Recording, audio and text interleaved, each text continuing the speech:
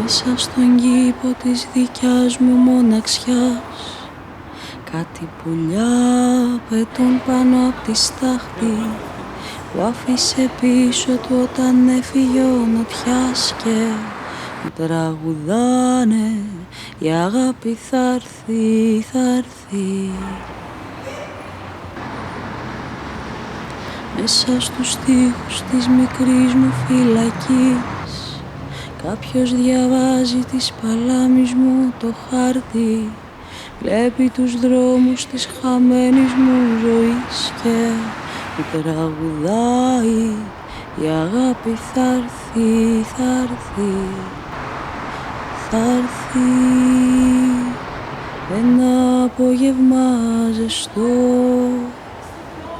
θα μπει στον κήπο αυτό.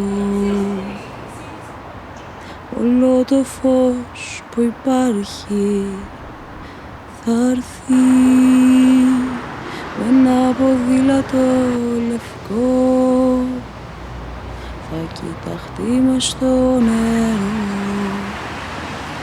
και θα ρωτάει να μάθει μέσα στον κήπο της δικιάς μου μοναξιάς κάτι παιδιά που γκρέμισαν το φράχτη, μου παν σε είδαν πάλι απ' έξω να περνάς και έπειτα είπαν η αγάπη θα έρθει, θα έρθει και θα ρωτάει να μάθει πότε.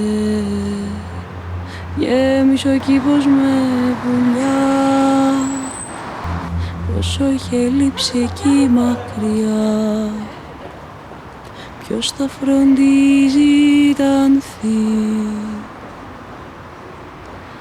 Μέσα στους στίχους της μικρής μου φυλακής τώρα κανείς πια δεν τριγυρνάει, μες στα δωμάτια μπαίνω βγαίνουνε σκυλιά και ένα μικρό παιδί τα κυνηγάει.